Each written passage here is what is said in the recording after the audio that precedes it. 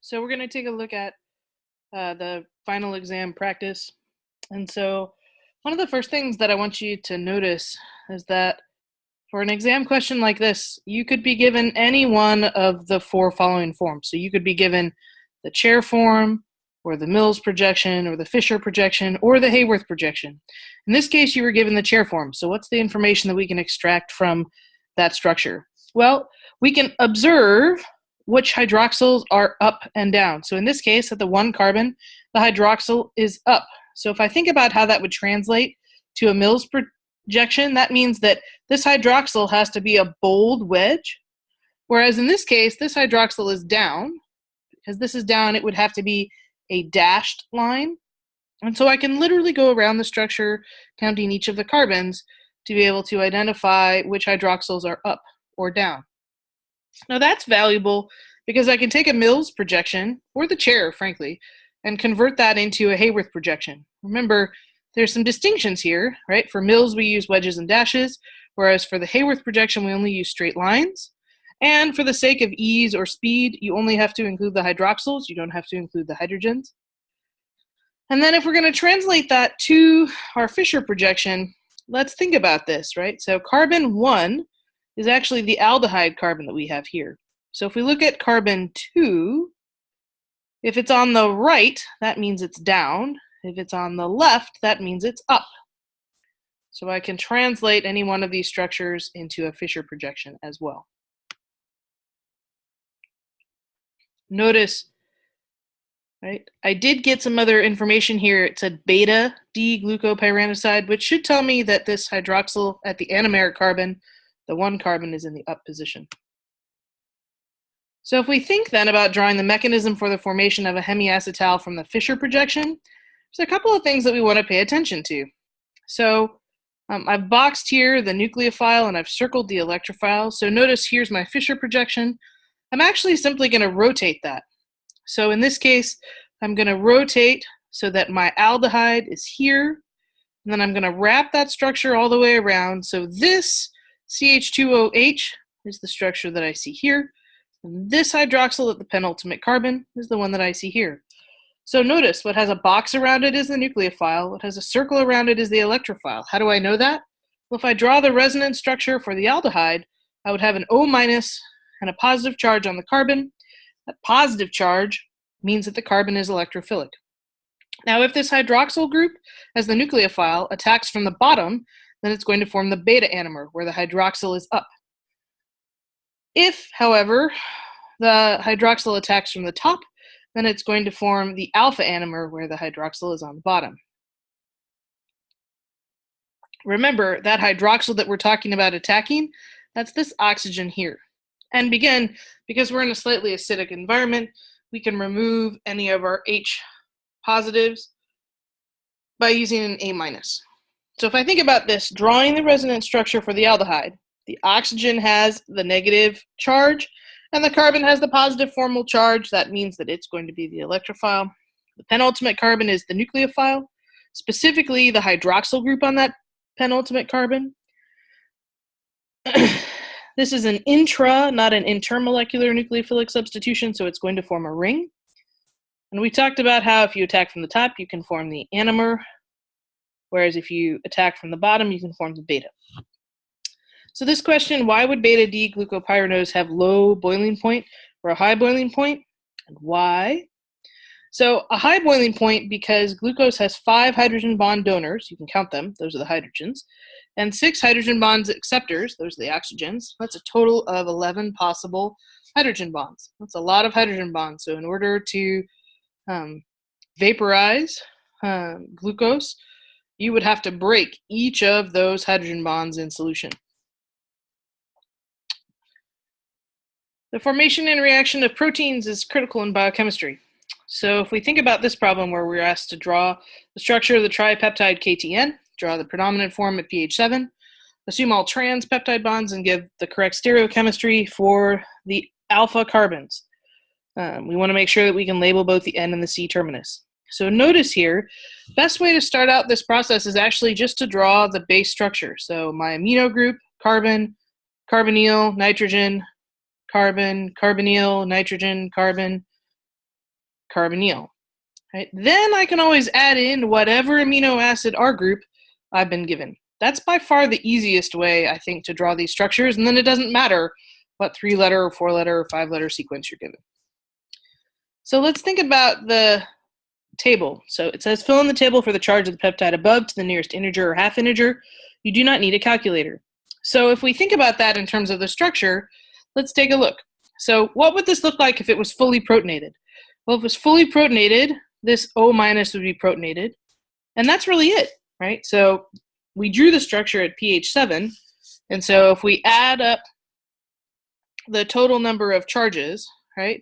So our negative and a positive cancel, so we have a positive 1, so I can easily fill in that one, because I've already drawn that structure. If I assume that my OH is protonated, then it's going to be plus 2, and if I get up to pH 3, well, I know that that hydrogen should come off the oxygen, so it's also going to be plus 1. Right? And then if I think about deprotonating the next amino group, which in this case would be my N-terminus amino group, now I'm going to have a net charge of 0. And if I deprotonate the last group, now the only formal charge that I have on the molecule is on the oxygen, which is why it would have a negative 1. And again, you can think about, right, where everything is protonated, where the C-terminus carboxyl is deprotonated, where there's no change because of the next pKa, which is the alpha amino pKa, and then the last pKa is that pKa on the lysine R group. So total, there's 3 hydrogens that can be deprotonated, and again, this depends on the identity of the amino acid, so make sure for your final exam, you know how to draw the structures of those amino acids.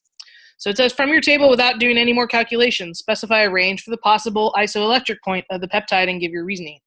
Let's go back and look at that table for a moment.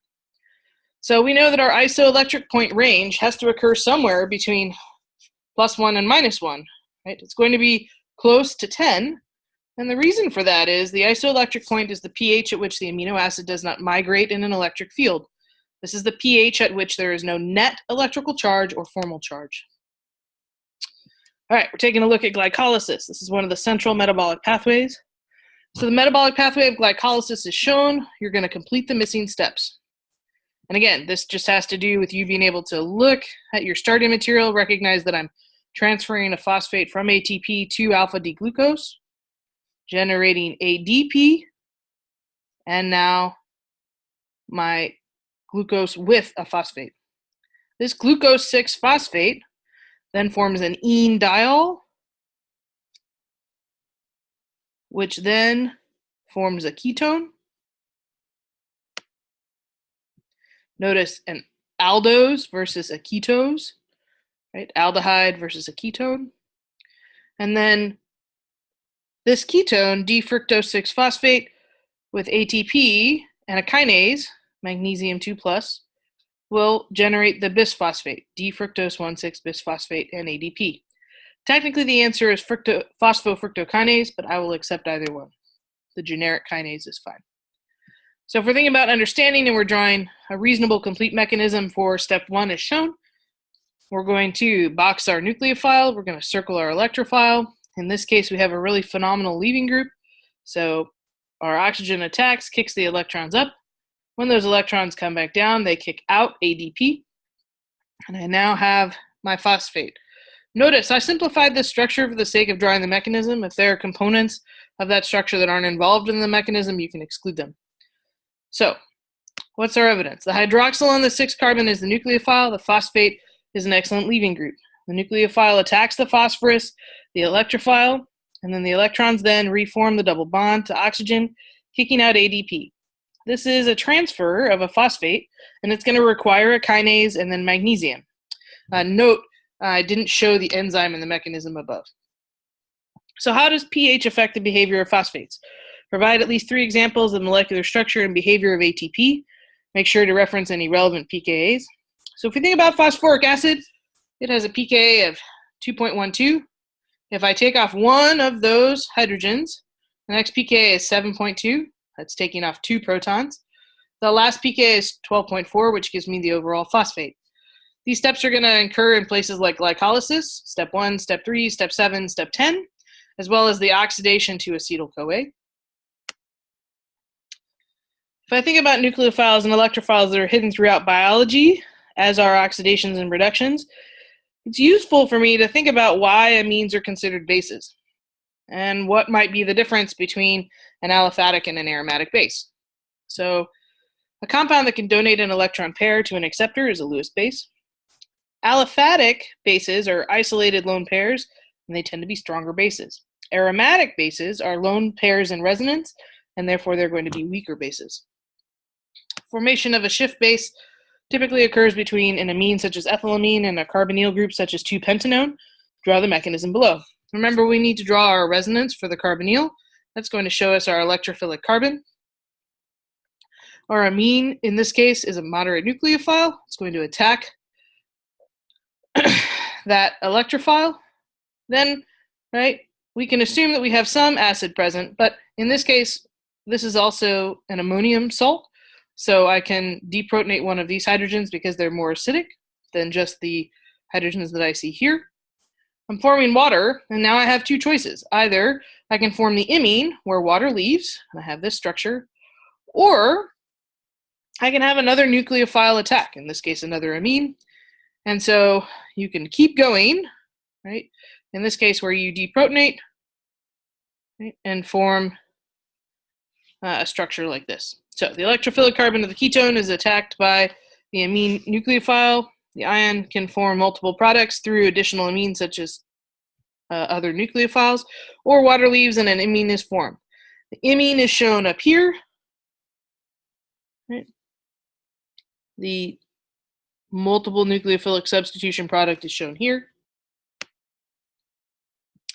Schiff bases are common enzymatic intermediates where an amine such as the terminal group of a lysine residue reversibly reacts with an aldehyde or ketone of a cofactor or substrate. For example, cofactor PLP is covalently bonded to the amino group of an active site lysine, forming an internal imine. PLP is drawn below.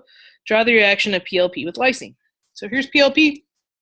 Notice I need to again draw the resonance of my carbonyl. This shows me my electrophilic carbon. That oxygen can deprotonate my ammonium. I've now generated an amine, which can function as my nucleophile. It can attack. I can transfer a proton to generate water, which is now a great leaving group. The electrons come down to form the imine, kicking out water. And I now have my Schiff base. Functional groups are critical reaction mechanisms in biochemistry.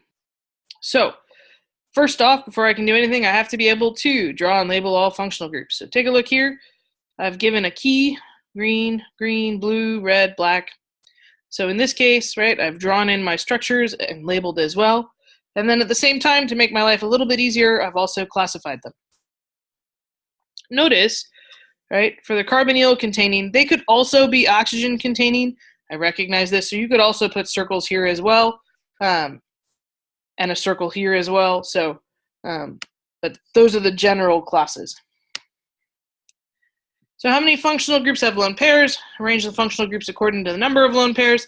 This is simply recognizing that lone pairs are hidden in the functional groups and then calling them out, which gives you a sense of the type of reactivity of each of the functional groups.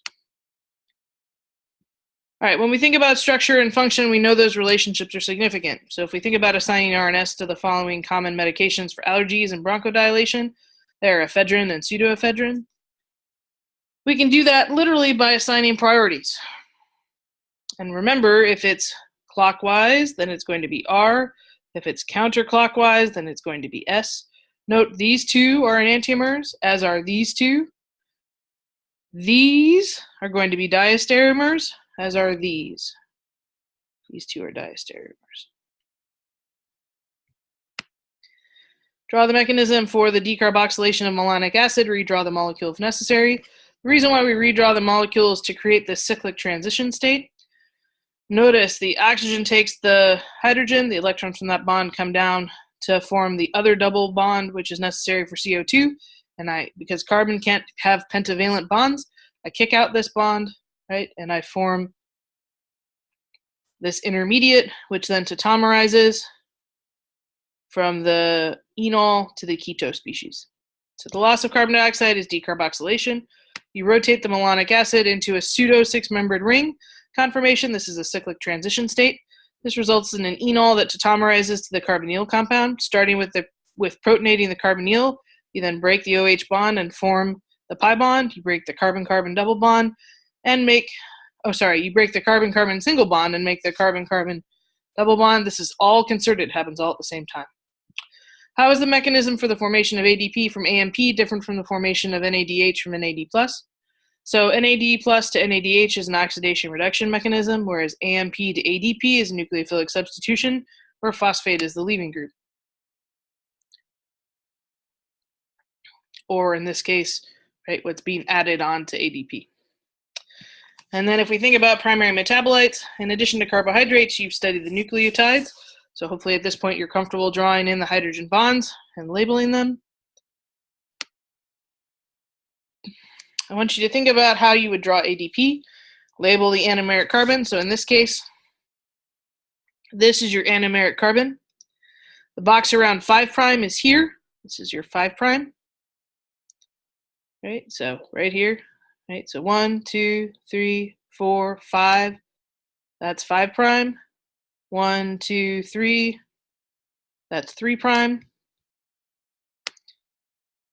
We have adenine, guanine, cytosine, uracil, thymine. And then you have a compare and contrast for the structure and function of DNA and RNA.